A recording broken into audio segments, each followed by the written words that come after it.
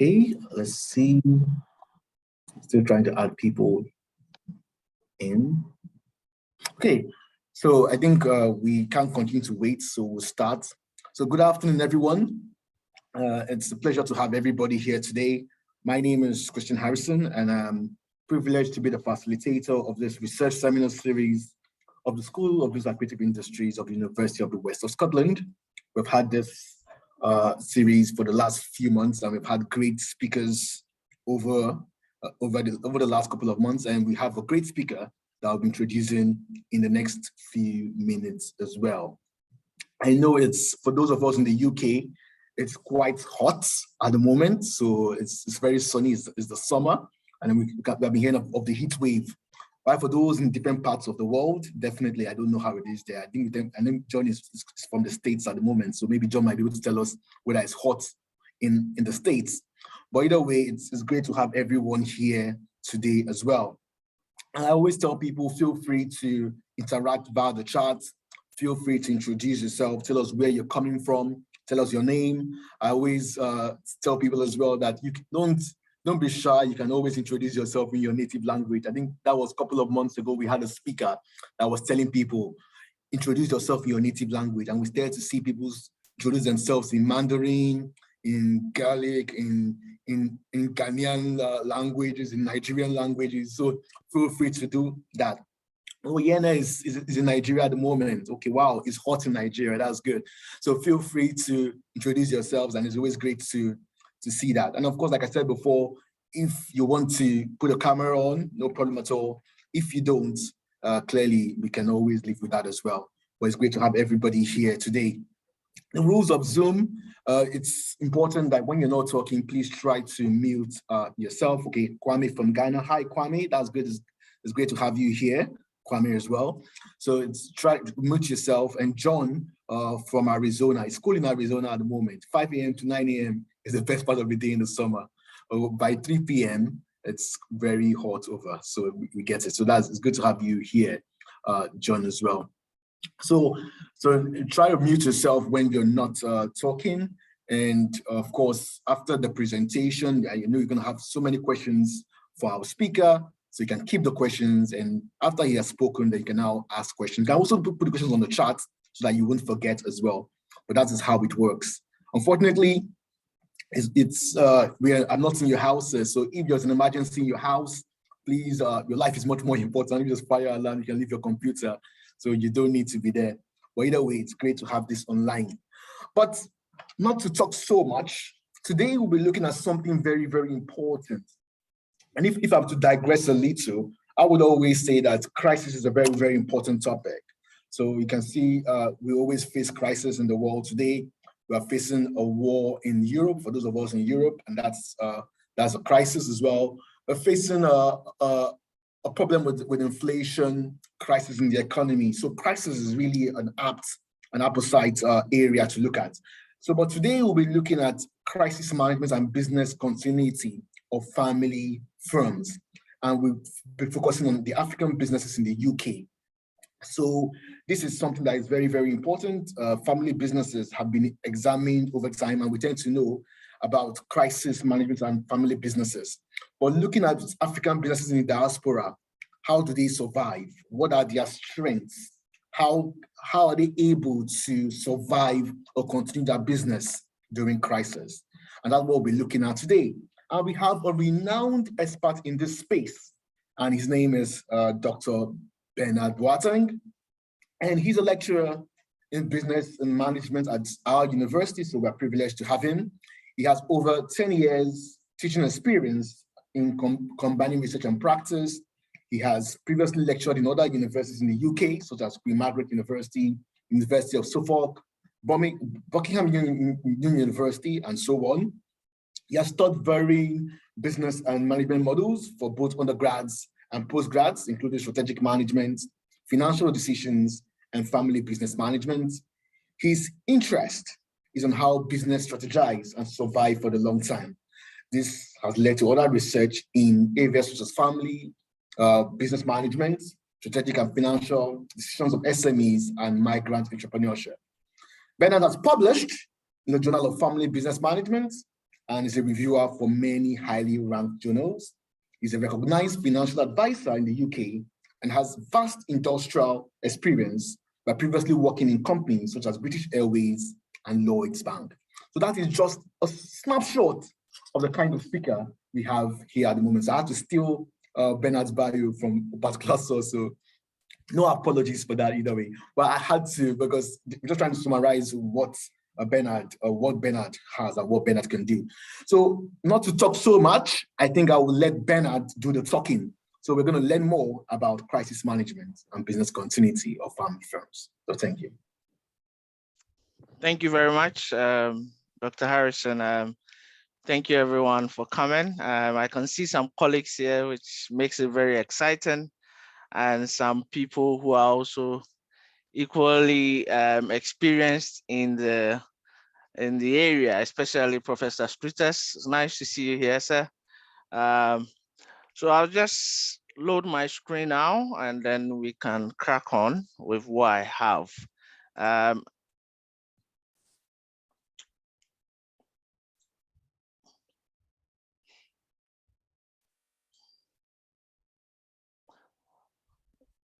It's important to mention that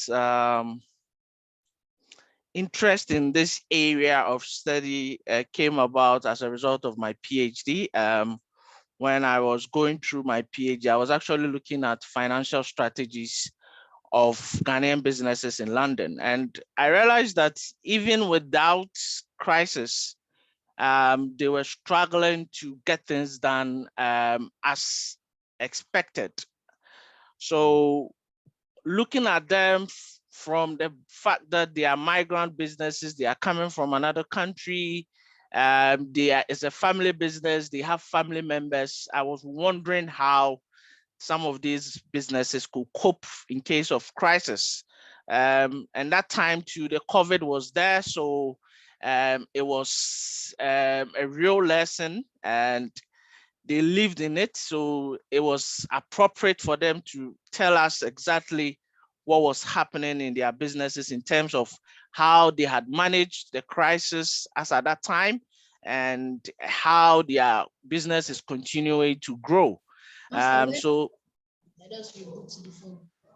that is the basis. So that is the basis for this research.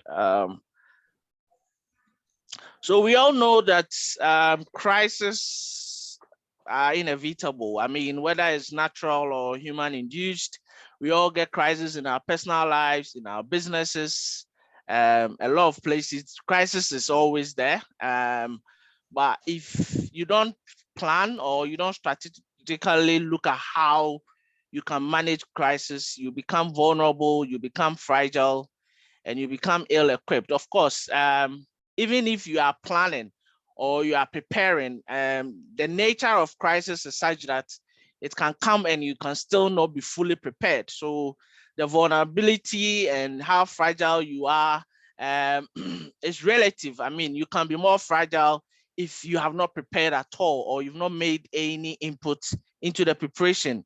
And you can be less fragile if you have done some preparation and you are able to manage it in a way. So that is something that we should know.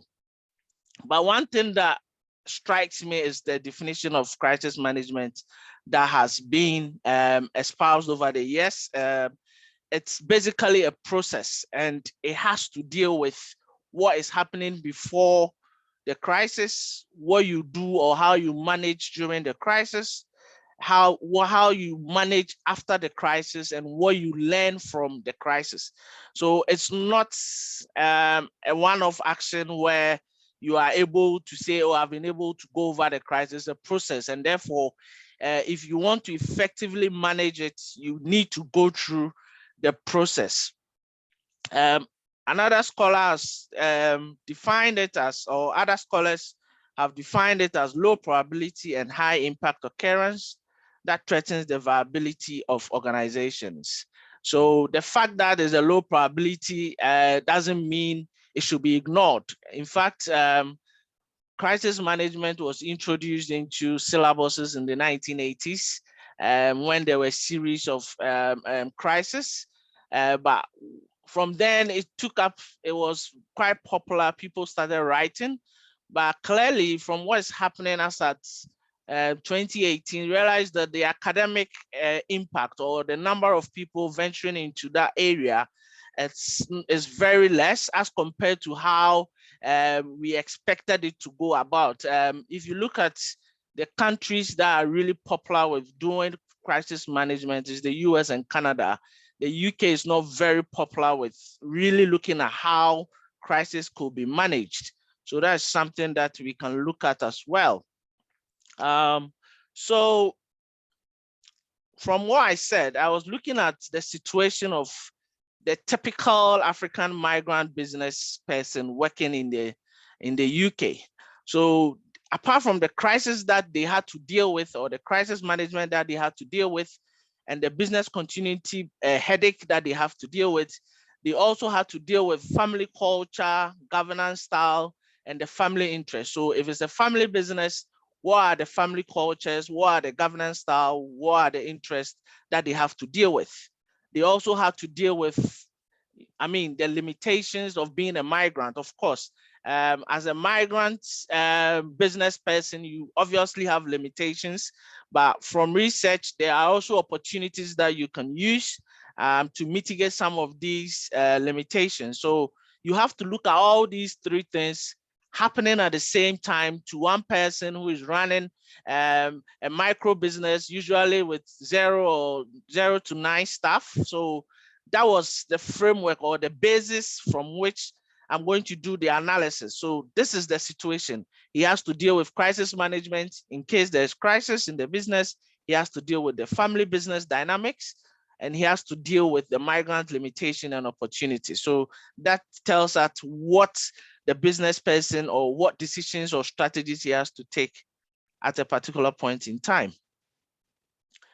Now, this research was just to explore how these African family businesses are to their environment, how conscious they are to their environment. So are they really conscious to both the internal and the external environments? So I used a qualitative research approach. I used purpose and snowballing sampling. We did some semi-structured interviews. We used thematic analysis in coming up with some of the details that I'll be discussing with you in a jiffy. And we had a sample size of 32, and they were coming from varying countries like Ghana, Nigeria, Uganda, Cameroon, Ivory Coast, Zimbabwe, and South Africa. I have the specific numbers, but I just didn't bring it up, but it's a mix of business people from these countries. Now, this is the framework I used in the analysis. It's a very powerful framework by Panel and Spillan, Crandall, Panel, and Spillan in 2013. And what they did was they have analyzed crisis management by using the 4 steps that we talked about. I told you earlier on that it's a process. So they have named the 4 steps the landscape survey. That is where we have the internal part where the organization do some kind of circumspection about themselves, what they are doing, what are their weaknesses. I mean, being honest with yourself as a business person, trying to analyze your organizational culture, how is it affecting your response to crisis and so on. And then internally, you have to do an assessment of yourself and then take note of what you can do to improve your crisis management strategies. And then you do the strategic planning. That is when you try to inculcate what you have to do in terms of planning into your day-to-day management activity. So people can form their crisis management team. They can develop worst case scenarios, try to test them and see how it works in case there's crisis, and try to formulate crisis management plans and conduct mock disaster and trainings. So that's another aspect. Then we have the crisis management itself. So in the course of the crisis, what are you going to do? How are you going to go above the crisis and return your business to normal operations. So that's another thing that they looked at, or you have to look at your internal system and look at how you can return your business back to normal. I mean, during the COVID, we looked at how companies were struggling to put in the spaces in terms of when the government came up with the limit in terms of the space limit, whether 1 meter, 2 meter, people were struggling and pasting stuff on the floor. That is crisis management. That is when you are trying to go above the crisis and continue to manage your business. And then we have the last part, that is the organizational learning, which talks about what you want to do in terms of what have you learned from, I mean, looking back, what have you learned from the crisis? What could you have done better? Is there any preparation that you could have done that would have minimized maybe the impact that the crisis had on your business? This is when you do a self-introspection or evaluation of how you manage the process. Usually, companies that believe in this organizational learning don't see that as a blame game time, but it's a time to just explore and be honest with themselves and try to get things done better in case there are other crises. And then we have the external landscape, which is also the external environment. And they looked at whether you are looking at the vulnerability within your specific industry. So what is the vulnerability? I mean, during the COVID, we have different vulnerability levels. Those in the petroleum sector, those in the airline sector, they had a different vulnerability levels. Those who were working in the warehouse, those in the health sector. So there are different levels that you have to be able to assess and know which one will suit your industry so that you can better prepare for any calamity or any crisis that may affect your industry. And then the strategic planning. Externally, we are looking at how you are going to look at the government regulations and how you are going to abide by it and so on. Crisis management itself, that's when we look at what people are saying, the perceptions, the media coverage about the business. How are you mitigating it? If it's negative, how are you turning it into positive? And then the organizational learning, the industrial renewal. Usually crisis comes up with new governmental laws and regulations, which we have to abide by. So have you assessed those things? Are you going according to the new laws? So this is a very, very detailed concept or framework, in my view, that holistically looks at how you can manage the process of crisis. So I use that framework as a base, and I looked at what the African business, family businesses were telling me in terms when I was collecting the data. So one thing I realized was their internal weakness identity was very weak. Here I have weak, mild, and strong. So as the basis, so it was weak in the sense that most of them were not very comfortable talking about how they are doing things very well or otherwise.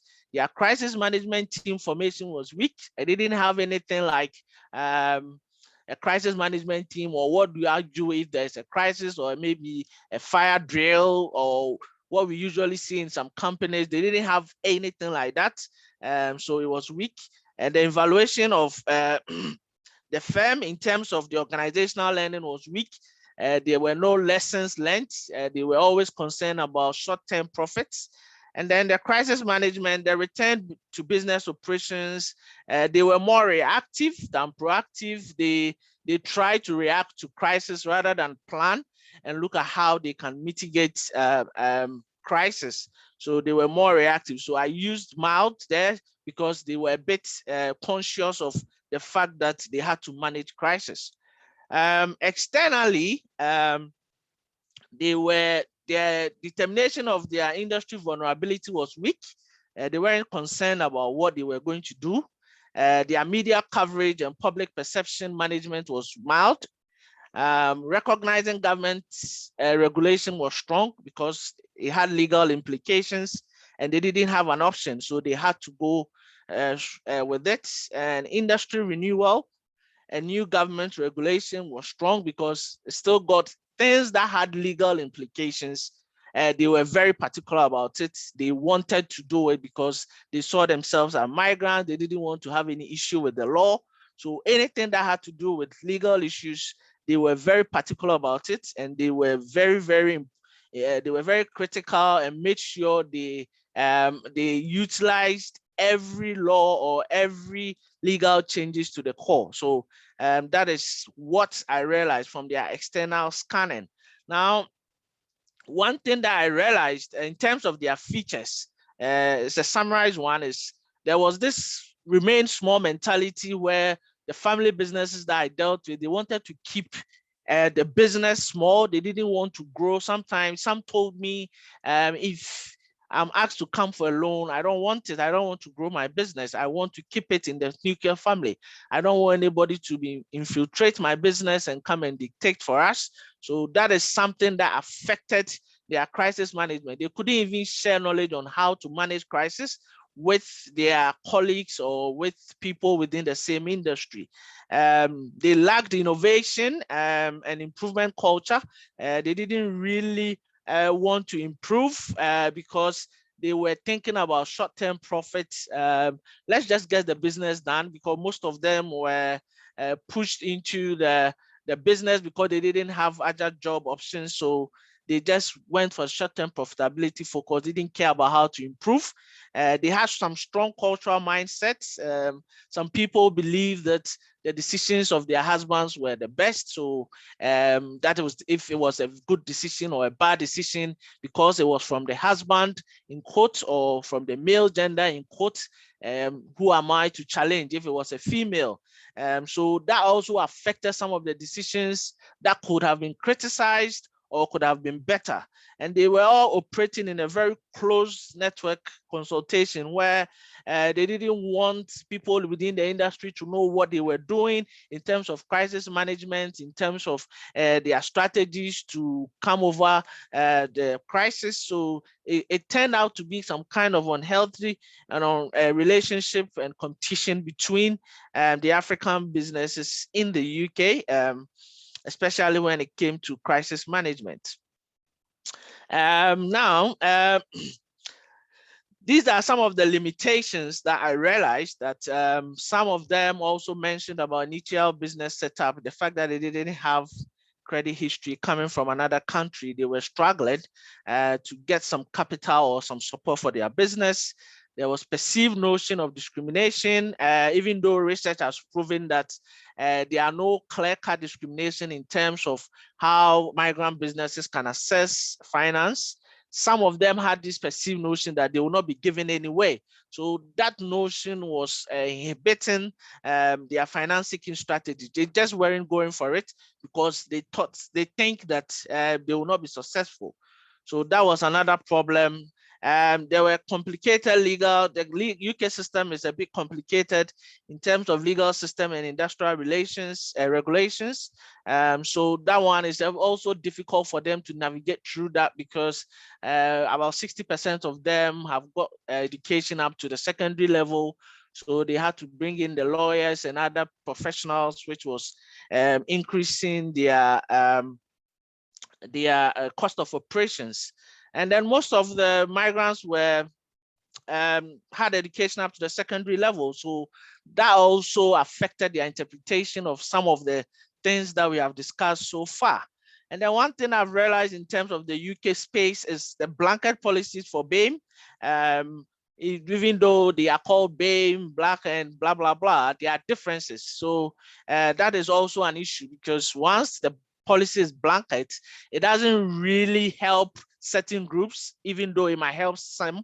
It doesn't really help all the groups. And so I think that policymakers should think about trying to separate the BAME concepts and try to look at maybe Africans and maybe Asians, just to help, because they've got different cultural backgrounds and it's affecting the way they do their things. So these are some of the quotes that some of them said. Some say, I always pray against any form of crisis against my business. God forbid. I don't even think about it. Some said, when it comes to new laws, I don't have an option than to obey. So I always ask my son to update me. Some said, I'm struggling to manage my finances. Why should I invest in crisis management? So these are some of the articulations, and these things are telling us that crisis management is really, really not up there in their level of priorities. They don't really care about it. They'll deal with it as and when it comes. So that is what I've gathered so far. I think I had 32 samples, respondents, even though it might not be representative of the UK, especially when most of them were in London. I still got some saturation in the responses. And also most of the respondents were based in England, and that could trigger a geographical bias. So these are some of the weaknesses I've identified. So I can say that crisis management, in concluding, is generally challenging in the UK, but for African businesses, it's worse because of some of the social-cultural and economic factors that does not encourage internal business review. People, the African people that I spoke to, they find it so difficult to tell themselves or pin themselves and say, I did this wrong. I think I could have done it better. It's so difficult.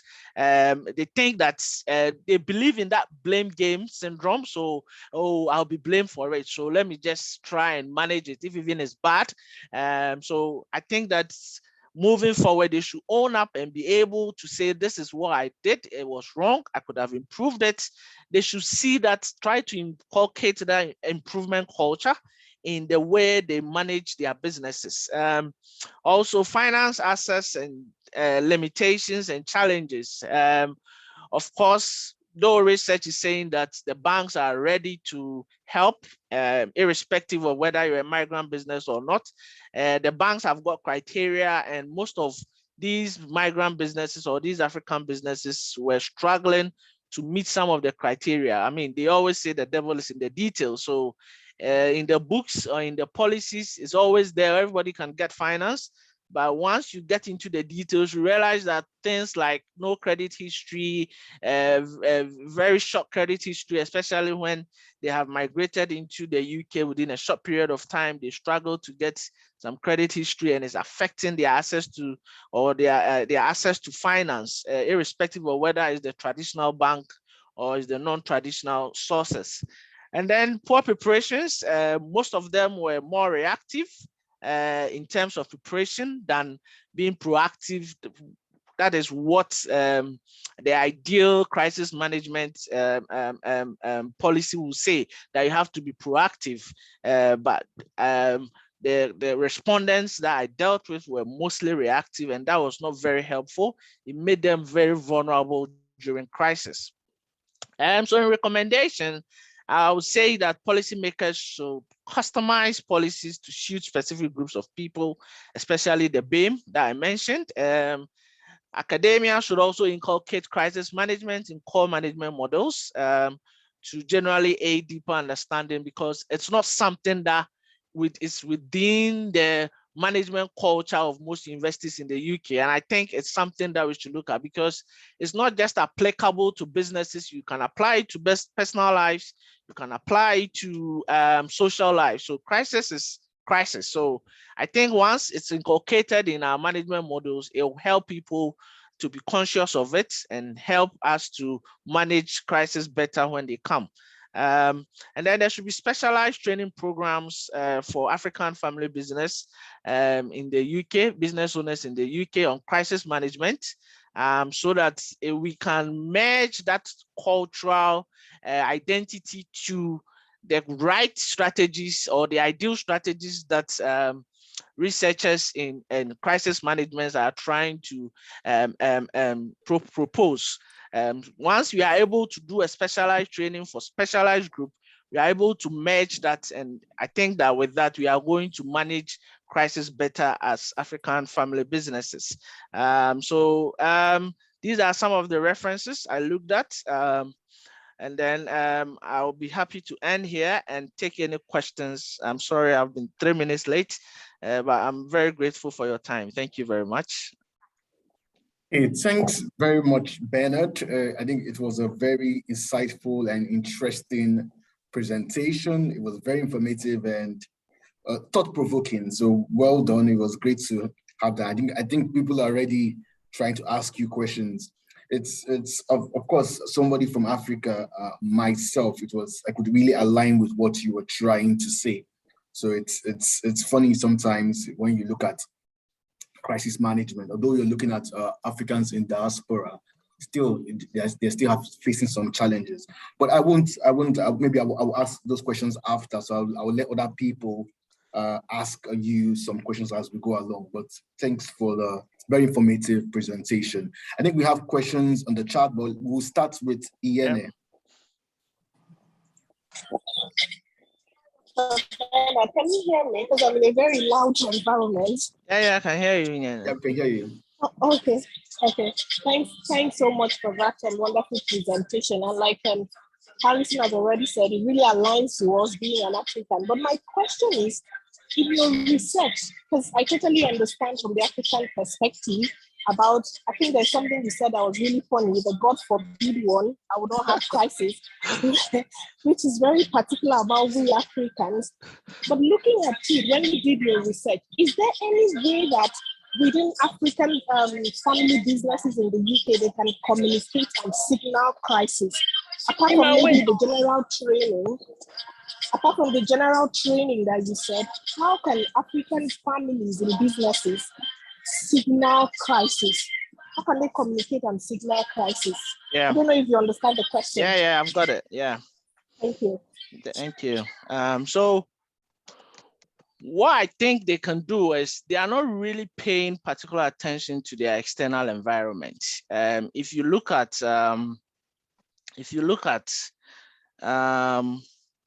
this space, the external landscape, to determine the industry vulnerability, they are not really paying attention to it. For example, when the COVID struck and people didn't know what was going to happen, some of the shops that were really looking at their industry vulnerability knew that at a point in time when they are to open the shops, they are going to restrict us in terms of movement.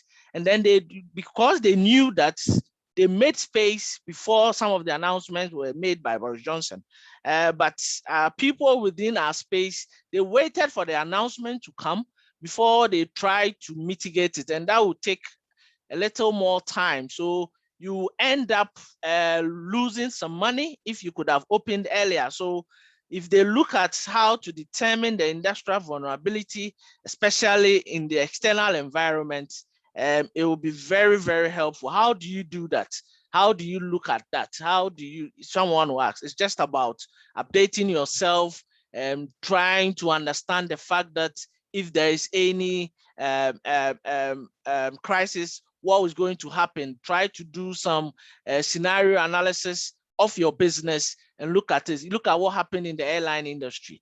They lost everybody because some of them didn't do it and they were struggling. But because of nature of crisis, I don't think you can be 100% prepared, but at least when you are able to determine your industry vulnerability, it helps in the long term. I don't know if that helps answer your question. Thank you very much. You're welcome. Okay, I think it's great, good response, Bernard, and of course, Iene for asking the question. I think we'll go straight to some questions on the chat before, and as people have questions, you can signal by putting your hands up. I think John is asking, I've watched how things have been changing in the US over the last 30 years. It seems like many of the family-owned businesses are being forced out of a lot of areas by corporate entities.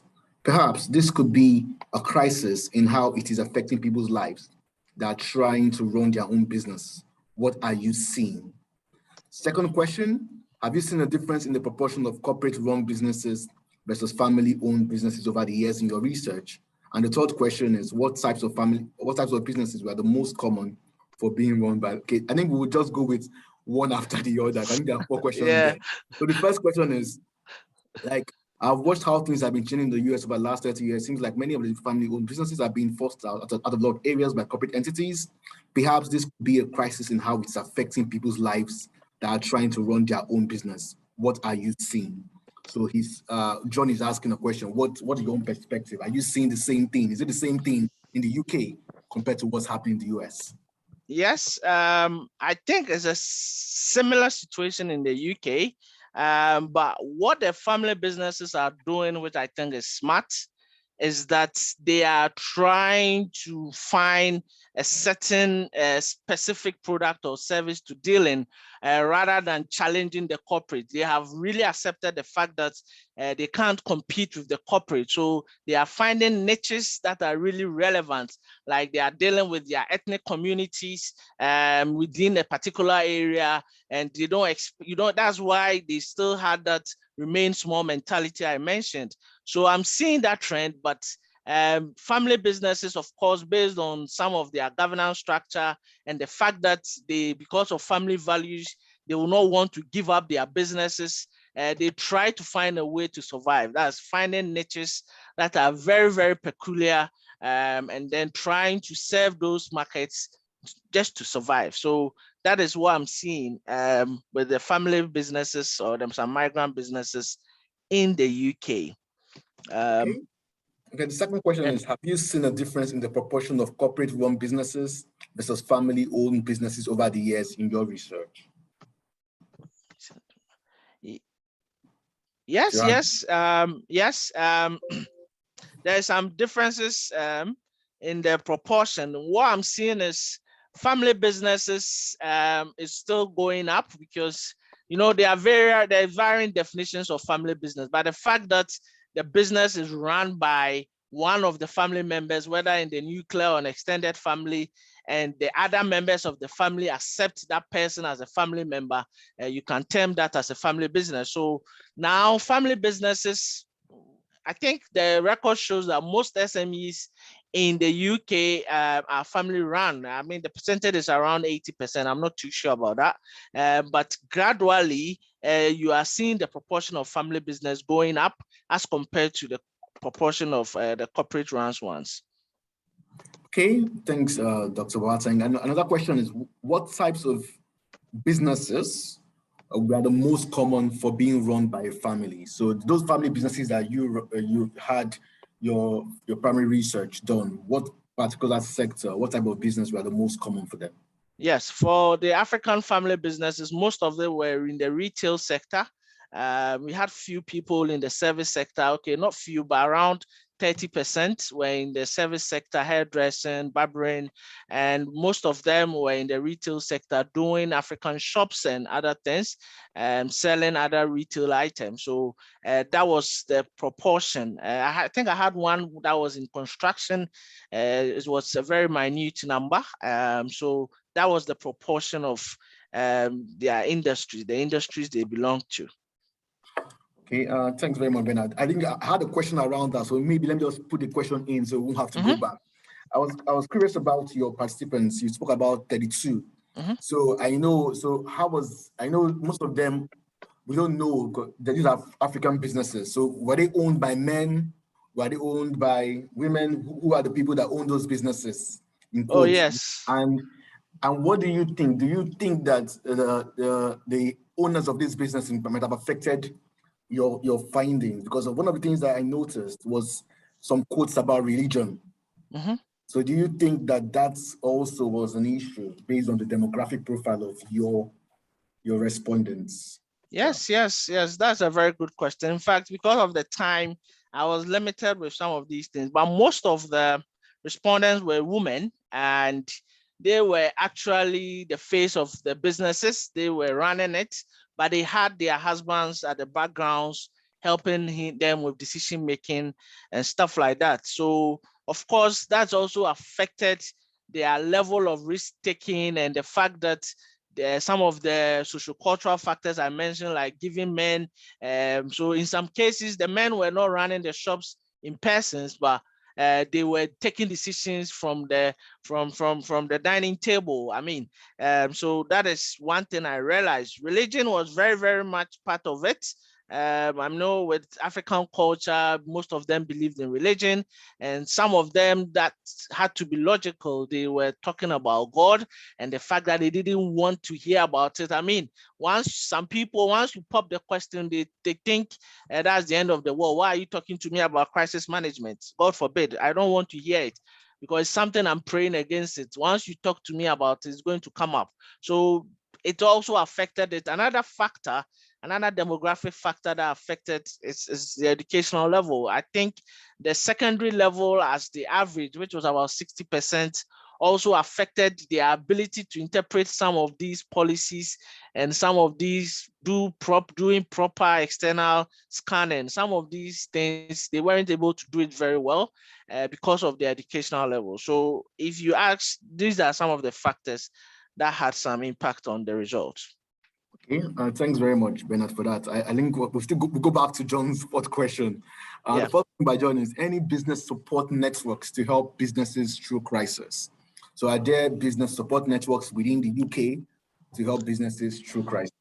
Yes, I've realized two of them. I read about two of them in England. I didn't see any in Scotland, but some of these African businesses, they also have networks and associations within their social groupings like churches, and sometimes they seek help from some of these churches and community organizations just to help them. But one thing I realized is sometimes they felt uncomfortable talking about crisis or issues they were facing. So they were still operating a very close network in terms of managing issues with just their families, because some of them had this mindset that when people get to know they had issues, they will be a laughing stock in their small community or something. So there are areas that they could explore, like the churches, the networks, and there are some formal organizations, but they were not really comfortable coming up to say they have issues and they needed help. Yeah. Okay, thanks very much, Bernard. I think Professor Struthers will soon come in. But are we, John, are you happy with not John Struthers, Professor John Struthers? John, are you happy with all the answers from Bernard? Yes, thank you very much. Some of the groups out here, they have chambers of commerce, and then they have Rotary. So sometimes they'll build relationships and connect with other business-minded people in the community, and then get a different perspective on how to deal with crisis like COVID and other things. But no, thank you very much. It gives a bit of insight. It sounds very similar in the UK that it is here. Okay. Thanks very much, John, for that. So I would let Professor John ask his question before we go back to the chat again. So John. Thanks, Christian. Can you hear me okay? Because I'm working on the phone. Welcome, Bernard. We haven't met before. You must join CORID, of course. You've heard about CORID, the Centre for African Research. I'm already a member, sir. Oh, that's great. You beat me to it then, so I was just going to suggest, but we've been really busy recently. We're planning to have a meeting, but it might have to be in September before we meet. So I'll certainly invite you to that. And Akwaba, welcome again, and Nadasi, etc. I know a little bit about Ghana, quite a lot about Ghana, actually. So yeah, this topic is really interesting. And, you know, over the years, there's been a vast amount of research done on what we call ethnic minority businesses in Britain at many different levels. In fact, we used to have a very renowned professor here, Professor David Deakins, who's a big expert on entrepreneurship, and he did a lot of research on particularly Asian businesses and the obstacles that they face and the challenges and some of the successes that they've achieved, you know, despite these challenges. And although I'm not a big expert on ethnic minority businesses or Asian businesses in the UK as such, in fact, I've never really done any research on them, but sort of anecdotally, there is quite a lot of evidence that the African-based businesses struggle more for some of the reasons that you've given. But the question I have really is I think you hinted at this with respect to revealing information about themselves as being an obstacle, and you know, unless that obstacle is overcome, then, to be honest, I don't see the potential for real progress in diversifying the types of businesses that sort of African families set up, and we end up getting stuck with the stereotypical types of businesses like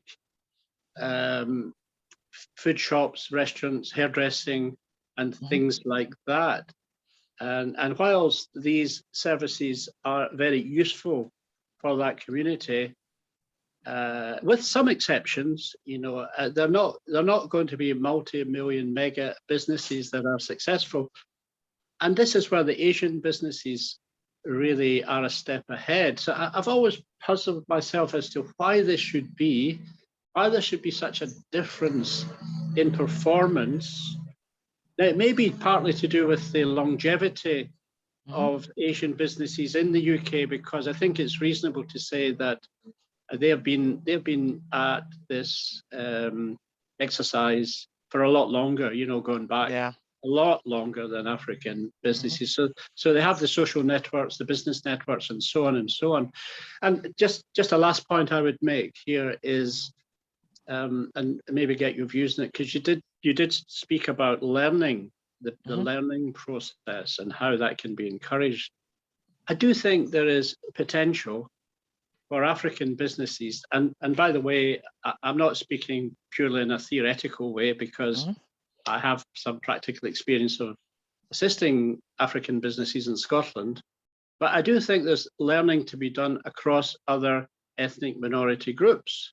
In other words, you know, if you just stick to the African businesses, you know, that's a good thing, you know, because then you've got commonality and common culture and so on. But I do think that where we have successes, we should learn from those. So the Asian community is very successful. I'm talking about the Indian community particularly here. The evidence is clear-cut in this, and that's what this previous research certainly confirms. So I just wondered whether you had any comment on that. That point, I think your comment about revealing information issue, it's something that is real. But I also think that it's the approach. It's what the mindset is. Well, I could be biased there, because when I was doing the interview, they were all very open to me, probably because they saw me as one of them. That's why they were open to me. But initially, once you give them the consent form to sign, they start asking questions about how it will implicate their tax and all that. So I think there's a bit of lack of education on the implications. Maybe researchers are not able to explain how they are going to manage their data properly, because it took me time to really explain that to them, for them to really calm down and give me all the information. So that one is true. And I think the longevity of the Asian businesses is also a factor why they are doing better than the Africans. But I think there are cultural underpinnings there, because the Asians seems to be, I may be wrong, but from what I've read, they seems to be very collaborative, more collaborative than the Africans. The Africans seems to be more individualistic and try to do things on their own. And I think that is a very critical contributing factor. If you look at why the Asians are doing better, I think that might be a reason. So that is my only. And I think that about their stereotype business types, some of them really want it that way, because they are not really looking at building multi-million businesses. They are looking at how to take care of the day-to-day running of their family. So they don't really go in for the businesses that will give them millions of pounds. No. So that is how some of them want it anyway. I had very few people giving me their 5 years plan of growing their business into big businesses. So that is my comments on your questions. Could I come back quickly, Christian, if that's okay? I'll be very brief. No problem, Junior. You can. Is that okay, Christian? Definitely. Yeah, thanks for that, Bill. It's a good answer, I think. You give a very honest answer. I'll just make 2 points. I mean, I understand the point you made about revealing information and taxation and so on, but there's no way to avoid that. We live in a society here in Britain where we have to pay our taxes. And it's in their interest to pay their taxes because it creates infrastructure that will benefit them as well. Just a quick point on that. But the other thing I was just thinking about, like, since you're very active in this research area, I mean, I think people like yourselves, and we have others who do work in this area across different universities, you can perform a role in assisting and advising these businesses, look, set their sights higher. What's wrong with the idea of African businesses being very ambitious with multi-million-pound businesses? There's nothing to stop them being ambitious. And so I think we should challenge that lack of ambition. Full on, if you know what I mean. Yeah. Not easy. It's not easy, but yeah. So that was my comment there. Sorry. Yeah, I agree. It's a real challenge, but they could be challenged to go a step further. One thing that I think policy makers can help in that direction is to listen. I mean, when I say listen, some of them, there are so many criteria that even doesn't give them the chance to approach the gatekeeper. So they should be given some customized attention. I mean, the rules are sometimes too strict and too blanket for everybody. So they should try and give them, because sometimes just a small tweak to the policy and they can make it. So it should be something that we can do as researchers to advise, but I think policymakers should also contribute in that direction. I think I totally agree, and I think John is giving you a thumbs up as well. I think that what John was saying, that it's because the whole idea of research is also to be impactful.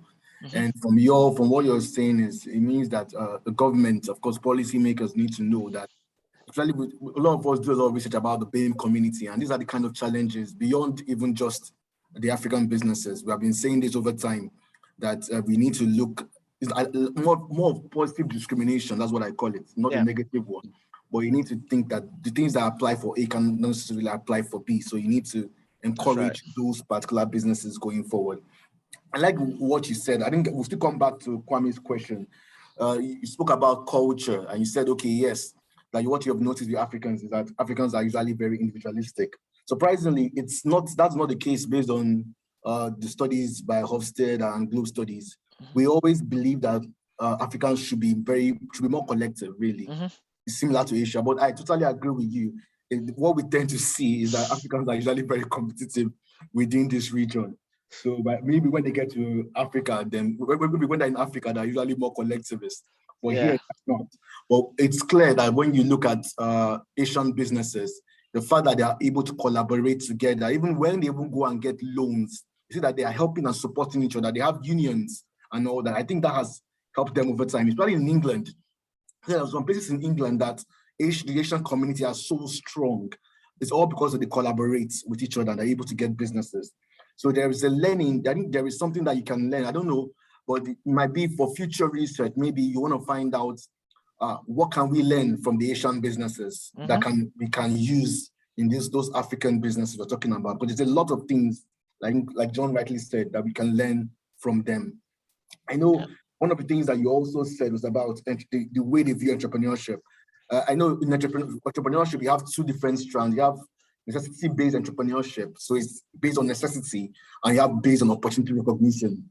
But most of the time, Africans, they do it because of it's a necessity. They're doing it because they want to have something to do. So it's not as if they're doing it to do anything big. So maybe we need to, it has always been, there's a challenge, but we need to tell them, okay, it shouldn't be based on necessity. It should be based on you trying to recognize that opportunity. And that's the only way things can change, in trying to discourage that factor. Maybe that's the way going forward. I know we only have 2 minutes, so we need to go back to Kwame's very nice question. And you've been having very great feedback. So a lot of people have been telling you, thank you for this presentation. Sorry, I've not been able to read all that. No, I'm reading here. I'm just going straight to the questions. But Kwame is saying, Dr. Boateng, thanks very much for this eye-opening study. I would like to find if the level of education also contributes to the lack of appreciation of crisis management by African family businesses in the UK. I think you've almost spoken about it initially. But yeah, it is. It really is a factor in my view. I realized that those who were a little more educated, they ticked some of these boxes. They were able to explain and tell me how they were planning. They were a bit more, their preparations were better as compared to those who were less educated. So I think is a critical factor. Thanks very much, Bernard, at that. Kwame, are you happy with that, or you want to add anything? Okay, Kwame is thumbs up. So I think William was saying, thanks for this presentation. I need to leave now. Okay, he has left. And Ayodele is saying, thanks for the informative presentation. And Florence is saying, crisis management is indeed a very important subject. Naya is saying the same thing, good and insightful. Businesses need to be informed about crisis management. I think we only have 1 minute, and it's like we were able to really do all that. I don't know, John, is your hand up, or is it the legacy hand? It's just a legacy. Okay, the legacy hand, okay.